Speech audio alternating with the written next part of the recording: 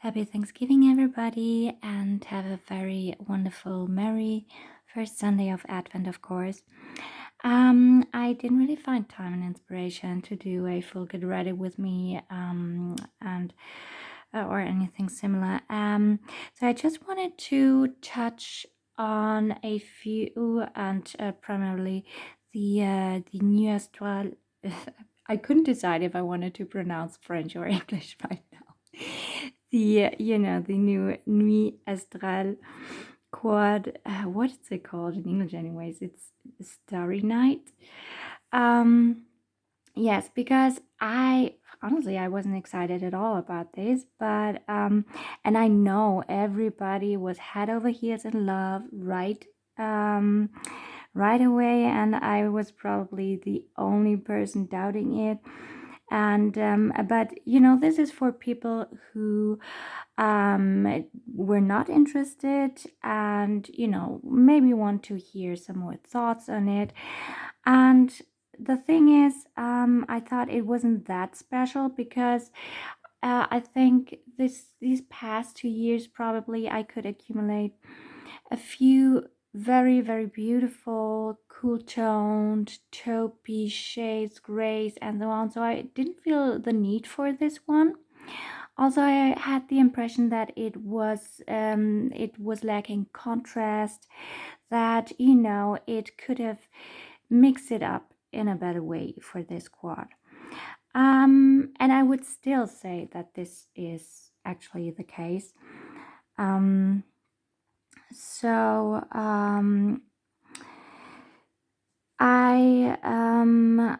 I did want to try it nonetheless. Ultimately, because of this gray tone, in some videos, I thought, well, is this some type of gray that that is a bit more special in undertone? It kind of is. It is a bit more blue than, for example, this bluish gray, or it's rather a gray in what's it called, Vega by Eldridge, or what else do we have? But the most important part, and I now fully agree with Bob's mindset. She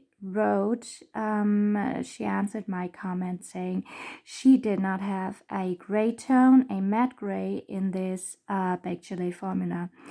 And now that my skin is so unbearably dry during winter, well, that's just probably something coming with age. And so last year and this year again, I just noticed I cannot even bear wearing regular eyeshadow formulas on my eyes anymore.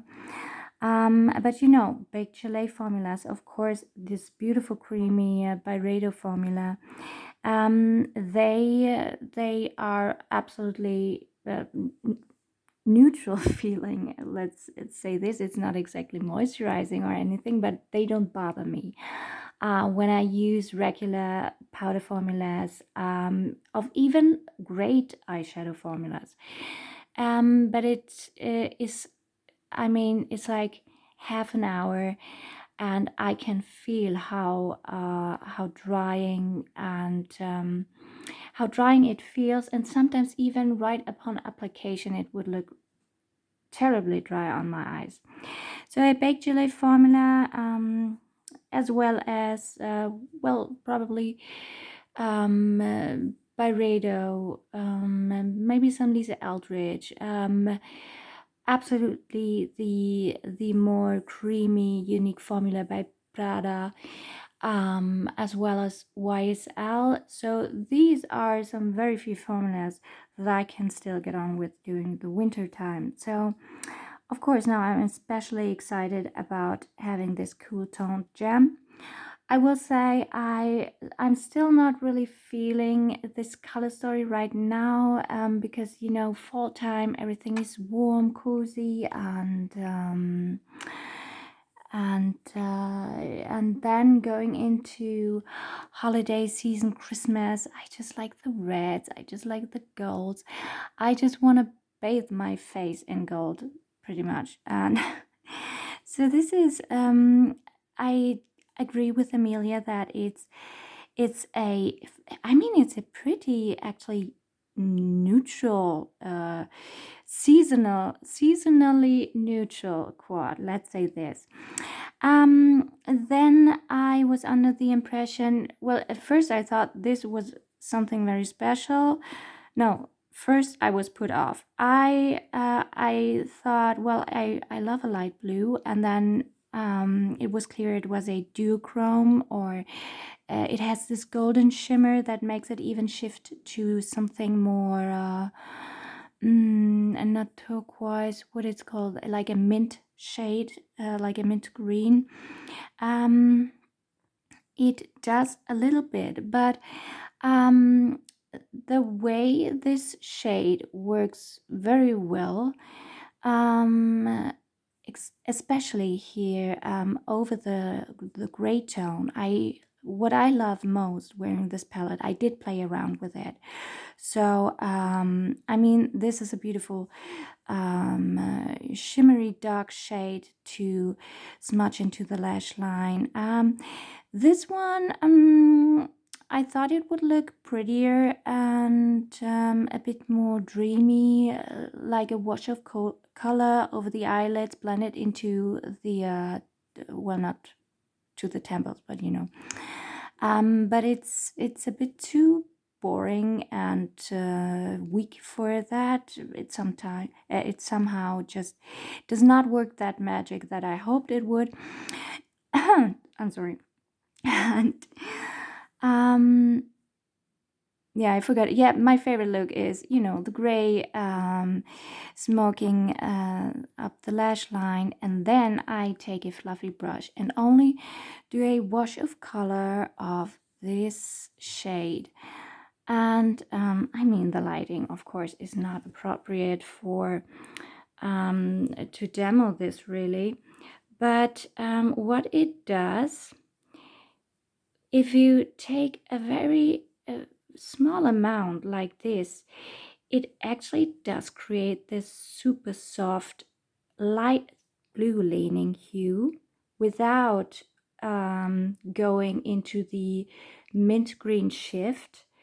And then, you know, the golden sparkles do the magic on their own without creating the illusion of a green shade. Okay, so you're left with golden sparkle and the softest hue of blue. It's still not exactly my personal, oh, I'm sorry. It's still not exactly my personal holiday type of shade. But I was just glad to see how, see here, you can actually even see here a bit, this very soft blue. So when I apply it as a soft wash, I can avoid this duochromy feel and look to it. And then it does exactly what I initially wanted it to do. And so, as you can tell, I went back and forth with my thoughts on this palette. And yeah, I'm very glad to see. I mean, listen, even when I first got this, I swatched this guy. I swatched it next to other more mint, more turquoisey, golden shifty shades. And they did look rather similar, but of course I did a thicker swatch. And that way this duochromy feeling to it, with the gold shifting it to a green, was prevalent. Is that the word? I don't know. I'm sorry. And so then I thought, well, this is nothing special. This is not so much different to those shades that I have in this direction. Because, you know, this thicker swatch didn't do.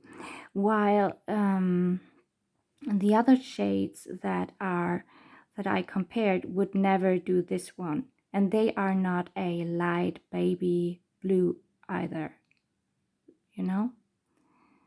And yeah, so turned out this really did did more, and everything that I first hoped it would do, or on second thought I hoped it would do after. I don't know. Listen, this is getting too messy.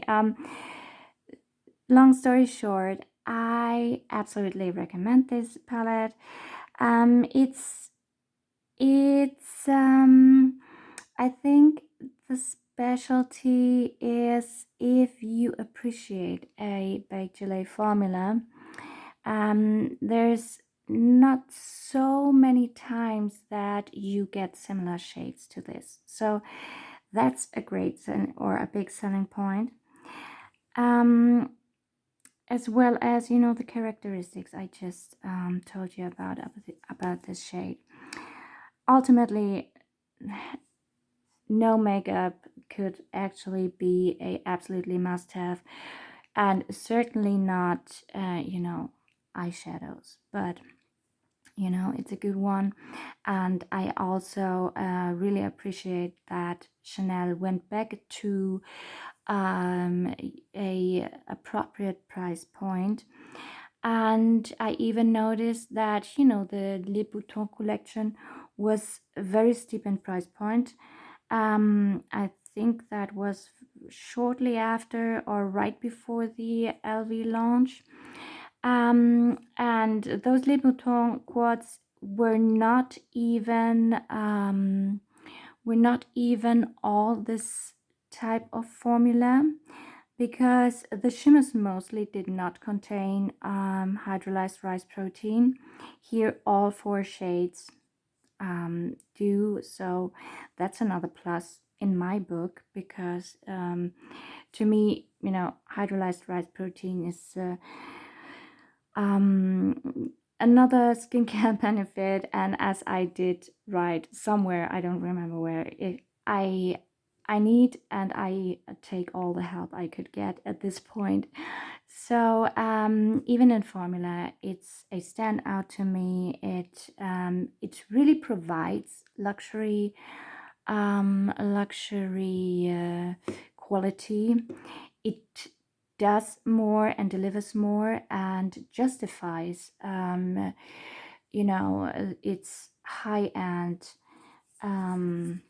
its high-end status. And then, to make it less boring, let me share real quick. I got another shade of the Periconum D eyeshadow. This is shade 2. Oops. Okay, here we are. This is shade 2. I already and really love shade 1. Shade 1 is a brightening shade on my skin tone. And I also have shade 4, which works very nicely to, you know, to darken up the lash line a little bit. I recently read somewhere that, of course, before launching her own Lurex shadows and those matte liquid shadows, Lisa Eldridge did recommend this one, and I much prefer this formula because it does not contain shea butter like her matte liquid eyeshadow. I also find I do, please excuse my horrible nails. I do find all these 4 shades available more, they all are more natural to what I'm gravitating towards, while the I think the Lisa Eldridge undertones are a bit more edgy, which is great as well, especially I mean, so you do have more options, and but this is what these shades are more natural, and the skincare benefits in them are also absolutely advanced in comparison to the Eldridge, I would say. They go on so nicely, blurring without any matte or drying effect. And I mean, there's no use swatching it right now. I should do a get ready with me, you know, where I'm putting this on daylight. It's a bit of a warmer, probably my skin tone or a little bit deeper even kind of shade, just as a great base for my summertime complexion or for a bit more edgy look. But yeah, so again, my dry aging skin needs all the help that it could get. And same goes for this little blush stick by Periconum D. This is shade, I think, well, I misplaced the packaging. I mean, it's a very boring, universal kind of berry hued red, and I um, I just thought it would be a good idea um, to have another cream blush that um, would do a little more than your regular formula with vitamin C and so on and so forth. So it didn't do a lot here, but that could be just a top layer because this was the first swatch. We'll see. I also have the liquid option that is very cute, but it's a warmer kind of red, it's a specific look. Maybe we should do a side by side. And let me touch on this real quick. Kiko has a wonderful long wear formula. I could try this one.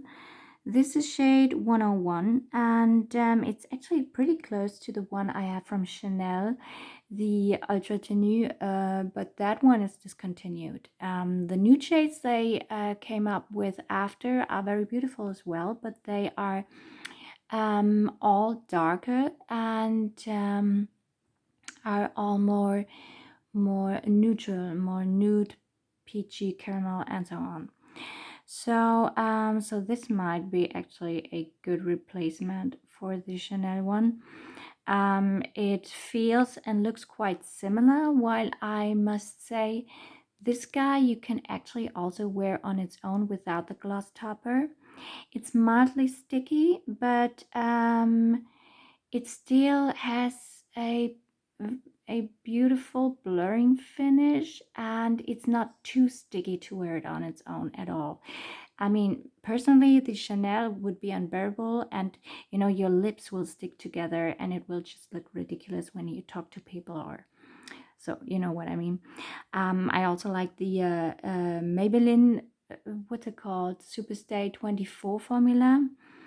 And I got into these because I was just so disappointed by the Dior Sequin Duos, because I don't think the colored formula was changed at all. It's a very, very dry formula. I mean, they will all be long wearing in dry, but the Dior one I find particularly dry and crusty looking, and this is something I've experienced already last year when I tried them.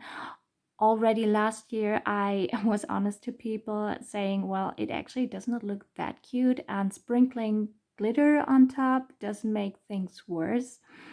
So I was excited to see this new duo and thought it would have fixed the issue, but if it just ends up smearing all over the place because they did not actually provide the formula they faked with the packaging of a duo, I just think it was I just find it a little bit rude and really misleading, and there is no question about it. It just is very misleading.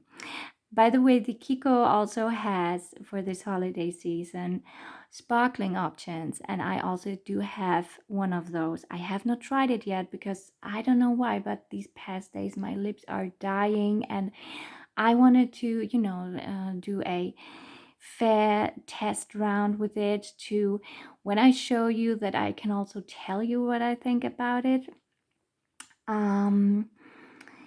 And yeah, so that's coming up, and just judging by the formula that this will actually be long wearing, that's already a huge win. So I'm pretty confident that I would get on very well with the holiday sequin version by Kiko. Um, yeah, so that's coming up. I will also repeat, I've got the, what was it called? The Eclat, Rose Eclat, the holiday blush by Chanel. It's just a big no from me. And it's not even that it's so soft, because I was prepared for that and was prepared to love it for this very reason. No, it's just the glitter in it, and it's um first of all, I can tolerate and like a glitter for an eyeshadow or something like that. For the cheeks, if it is sparkly, then I need it to be a Fenty Diamond Bomb style wet sparkle. And just glitter, or it's very small glitter particles, but they look so random. And I also have I have many hourglass formulas that come with these random shimmers. I also know many Dior formulas, blush formulas with these random shimmers. And good that I mentioned that, because the Dior Holiday blush claimed it was a pearlized finish. Pearlized. It's not. It's just a shimmer. I'm sorry, I was wiggling my legs. I probably shook the camera here. It's. I probably should have swatched it right now.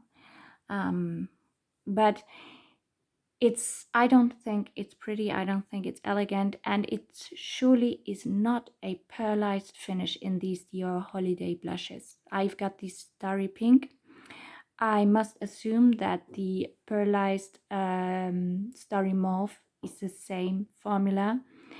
um i I just expect from a high-end blush that if they label it a pearlized finish, I expect a very beautiful skin, or skin enhancing, beautiful pearlized finish that is elegant. And this just is not it. To me, it looks like a very cheap type of shimmer. And I must be honest with you, it's not even the case that in past years I've come across this type of cheap looking shimmers or glitters in drugstore formulas as I did with this Chanel holiday blush or this Dior holiday blush. So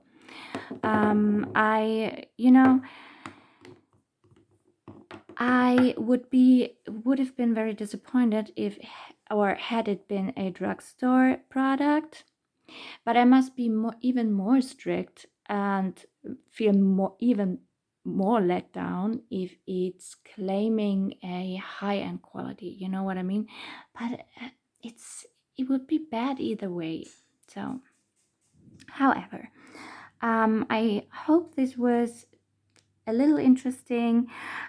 Please forgive me that I mean, after all, my getting ready with me's are also quite boring, probably. I just keep going. Who cares? And I just personally enjoy sharing and exchanging and about our common passion of makeup. But nonetheless, yeah, sometimes these things also get very unimportant, and especially this weekend, well, with Thanksgiving, I think most of us would care more and appreciate and be grateful for people we love, and things that are much more fulfilling than color cosmetics, of course. So yes, then I hope you all are spending a wonderful, wonderful evening full of love, and talk to you soon. Bye bye.